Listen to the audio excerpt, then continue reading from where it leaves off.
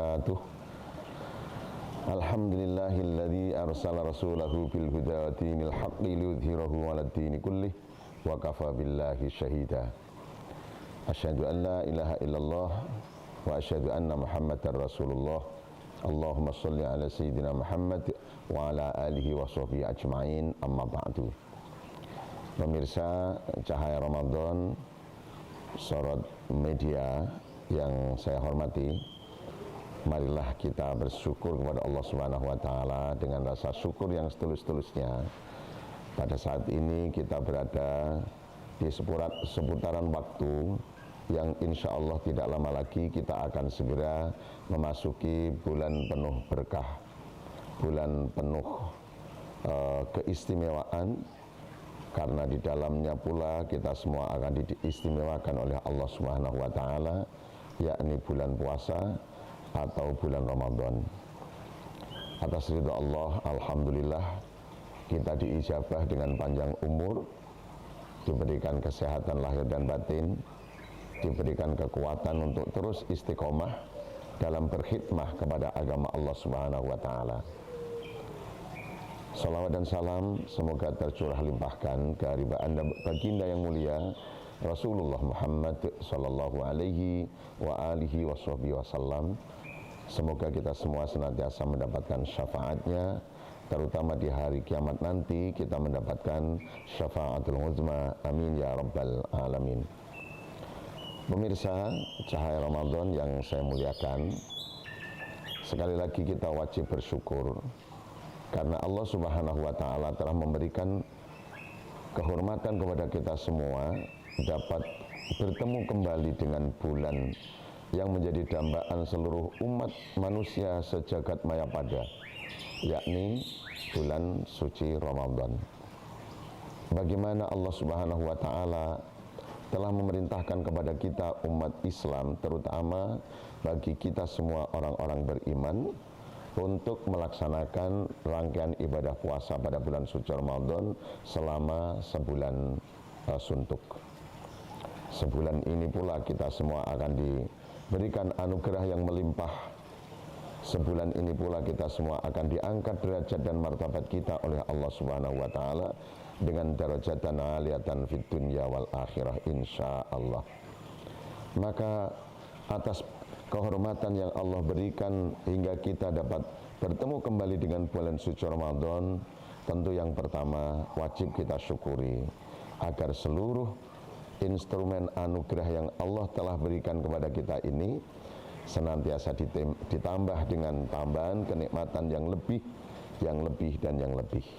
Di antaranya adalah bertambah lagi usia kita yang penuh barokah, bertambah lagi kualitas kesehatan kita, bertambah lagi kualitas hidup kita ditandai dengan kualitas amaliyah ibadah kita yang didasarkan atas ilmu pengetahuan yang selama ini kita telah kaji dari berbagai musholla, masjid dan majelis-majelis taklim, serta mendengarkan khutbah dari para khatib di berbagai masjid di setiap hari Jumat. Pemirsa sekalian yang saya hormati, mari kita murajaah ayat Allah Subhanahu wa taala sebagai dasar yang membuat kita semua menjadi harus melaksanakan perintah Allah ini. Bagaimana Allah telah berfirman di dalam Al-Quran surah Al-Baqarah ayat 183. A'udzu billahi minasy syaithanir rajim. Ya ayyuhalladzina amanu kutiba alaikumus syiyam kama kutiba alal ladzina min qablikum la'allakum tattaqun.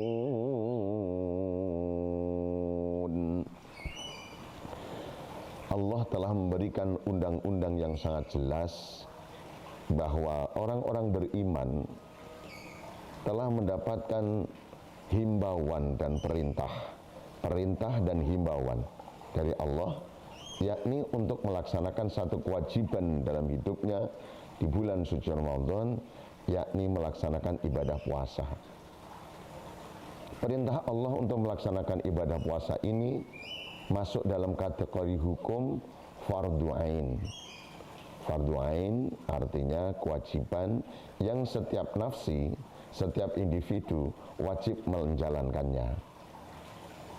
Karena menjalankan ibadah puasa pada bulan suci Ramadan dalam ayat ini dijelaskan oleh Allah Subhanahu wa taala adalah sosok yang akan mendapatkan anugerah dan mendapatkan laqab yang sangat istimewa, yakni maqam muttaqin, orang yang sangat bertakwa kepada Allah Subhanahu wa taala. Karena menjalankan ibadah puasa harus disiapkan secara qalbiyah, secara fikriyah, secara ruhaniyah, dan secara jasmaniyah. Artinya lahir dan batin harus disiapkan. Kemudian secara keilmuan dan pengetahuan akan tata pelaksanaan ibadah dari puasa itu sendiri harus diketahui oleh masing-masing kita, agar ibadah yang kita kerjakan ini mendapatkan pahala dan sekaligus diterima oleh Allah Subhanahu wa taala. Kenapa? Karena ketidaktahuan dan ketidakpahaman kita terhadap disiplin ilmu pengetahuan yang berkaitan dengan berbagai kaifiat ubudiyah mahdiyah, kemudian tidak diketahui, tidak dipahami baik dasar hukumnya maupun ketentuan-ketentuan pelaksanaannya, adalah mendapatkan sindiran dari ulama-ulama terdahulu dengan kalimat wa kullu man bi ghairi ilmin ya'malu a'maluhu mardudatun la tuqbalu. Barang siapa yang beramal tanpa didasari dengan ilmu, maka amalnya ditolak, tidak diterima oleh Allah Subhanahu wa taala. Maka konsepsi fikriyah dalam filosofi keilmuan itu sangatlah tinggi nilainya di dalam kaitan dengan ibadah kepada Allah Subhanahu wa taala. Maka berpuasa haruslah didasarkan dengan ilmu. Yang ketiga, bahwa kita semua menyadari Allah Subhanahu wa taala memberikan ruang seluas-luasnya dan memberikan pahala yang sebanyak-banyaknya kepada kita umat Islam yang menjalankan ibadah puasa itu sendiri. Ritualitas yang dikerjakan bukan tanpa makna, karena di bulan ini Allah Subhanahu wa taala mengistimewakan dibanding dengan bulan-bulan lain. Bagaimana Rasulullah bersabda bahwa idza jaa Ramadhana futihat abwabul jannah wa ughliqat abwabun nar wa sufidatis syayatin. Apabila telah datang bulan suci Ramadan, maka pintu surga dibuka dan pintu neraka ditutup, serta setan-setan laknatullah alaih diberangus, dikerangkeng, dan kemudian diikat oleh Allah Subhanahu wa taala. Secara hati nurani kita menyadari bahwa setelah setan itu diikat, dikerangkeng, artinya tidak ada lagi kesempatan setan menggoda manusia. Maka manajemen hati atau manajemen kolbu, kemudian manajemen waktu, sekaligus manajemen sikap menjadi sesuatu yang sangat penting dan berharga dalam kaitannya dengan bagaimana Allah telah menjanjikan kepada kita surga telah dibuka, neraka telah ditutup, setan-setan telah dibelenggu. Kemudian kita semua leluasa untuk melakukan pengabdian terbaik di hadapan Allah Subhanahu wa taala. Maka seluruh rangkaian amal ibadah yang kita kerjakan dipastikan akan mendapatkan keberkahan dalam hidupnya dan menjadi aspek historia yang akan tercatat di hadapan Allah Subhanahu wa taala dan terkuak sejak seseorang yang melaksanakan rangkaian ibadah puasa itu telah masuk di alam barzah, masuk di hari kiamat, bahkan ketika mereka digiring ke satu tempat namanya padang mahsyar dan kemudian masuk pada titik yang disebut dengan yaumul hisab hingga yaumul mizan dan melewati siratal mustaqim dan akhirnya masuk ke surga Allah Subhanahu wa taala dengan penuh kedamaian. Pemirsa Cahaya Ramadan, sorot media yang saya cintai dan banggakan. Di sisi lain Rasulullah Shallallahu Alaihi Wasallam juga bersabda, "Man qama Ramadhana imanan wa ihtisaban, ghufira lahu ma taqaddama min dzambi." Barang siapa yang mendirikan satu rangkaian amal ibadah pada bulan suci Ramadan, baik itu puasa, baik itu sholat lail, baik itu qiyamul lail. Qiyamul lail termasuk di dalamnya adalah sholat malam. Sholat malam di dalamnya adalah sholat fardu, sholat rawatib, sholat sunnah nafilah seperti sholat taraweh, sholat tahajud, sholat tasbih, dan sholat hajat, juga sholat witir. Juga di dalamnya ada aktivitas ibadah yang sangat spektakuler, yakni qiraatul Quran, membaca kalamullah Al-Quran. Maka di dalamnya kita semua akan mendapatkan pahala yang berlipat-lipat hingga Allah Subhanahu wa taala menghitungnya dengan salah satu sanjungan amalan ibadah yang sangat keren, yakni ibadah-ibadah sunnah diberikan pahala seperti melaksanakan ibadah wajib di selain bulan suci Ramadan.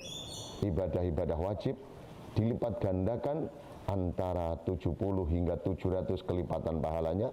Dan selanjutnya Allah Subhanahu wa taala memberikan pahala yang tidak akan pernah ada orang yang mengetahui seberapa luas, seberapa besar, dan seberapa banyak pahala dari puasa itu. Karena fa innahu li, kata Allah dalam hadis qudsi, puasa itu untukku, wa ana ajzi bih, dan aku sendiri yang akan memberikan pahala kepada hambaku alladzina amanu, yakni orang-orang yang beriman tadi, yang melaksanakan satu ibadah dan rangkaiannya pada bulan suci Ramadan. Teristimewa adalah shaum Ramadan atau amal ibadah pada bulan suci Ramadan. Pemirsa yang saya hormati, mari kita jaga dan kita tata jiwa kita dan pikiran kita. Fa insyaallah semua akan terlampaui dengan hati yang bahagia. Dan sambutan kita atas kehadiran bulan suci Ramadan ini adalah mendapatkan satu targhib spiritual yang spektakuler. Disabdakan oleh baginda Rasul sallallahu alaihi wasallam, "Man fariha bidukhuli syahri Ramadan, harramallahu jasadahu 'alan niran." Barang siapa yang merasa happy, bahagia, bergembira ria, senang hati, pikiran, dan perasaannya akan hadirnya bulan suci Ramadan, maka Allah Subhanahu wa taala mengharamkan tubuhnya tersentuh oleh panasnya bara api neraka. Bukankah ini merupakan darajatan aliyatan yang luar biasa dari Allah untuk kita orang-orang beriman yang melaksanakan perintah puasa dan rangkaiannya? Maka mari kita syukuri dan kemudian istiqomah menjalani dengan membuka hati yang selapang-lapangnya, seluas-luasnya, agar kita semua menjadi hamba Allah Subhanahu wa taala yang mendapatkan keberkahan dari puasa itu sendiri. Karena banyak sekali orang yang melaksanakan ibadah puasa tetapi tidak akan mendapatkan keberkahan dari puasa itu sendiri. Bahkan Imam Ghazali Hujjatul Islam membagi puasa itu sampai menjadi 3 kategori, yakni shaumul am, shaumul khawas, shaumul khawas lil khawas. Yang pertama adalah puasanya orang awam, yang kedua adalah puasanya orang khusus, dan yang ketiga adalah puasanya orang yang khusus dan lebih khusus lagi. Insya Allah pada kesempatan lain dapat kita kaji lebih detail lagi karena keterbatasan waktu. Semoga kita semua senantiasa bergembira dan berikhtiar dengan sepenuh tenaga untuk dapat melaksanakan ibadah di awal bulan suci Ramadan sampai akhir bulan Ramadan telah tiba untuk kita semua. Dan kebahagiaan itu akan menyelimuti kita, bukan saja menyambut bulan suci Ramadan, karena liswa ini farhatun ngindal iftar wa farhatun ngindal liqa'i rabbih. Ada kebahagiaan yang luar biasa yang Allah anugerahkan. Yang pertama adalah bahagia ketika telah datang waktu berbuka, dan bahagia ketika kita bertemu dengan Allah Subhanahu wa taala. Terima kasih atas segala perhatian dan mohon maaf atas segala kekhilafan. Usikum wa nafsi bitaqwallah. wallahu fi sabilil haq. Wassalamualaikum warahmatullahi wabarakatuh.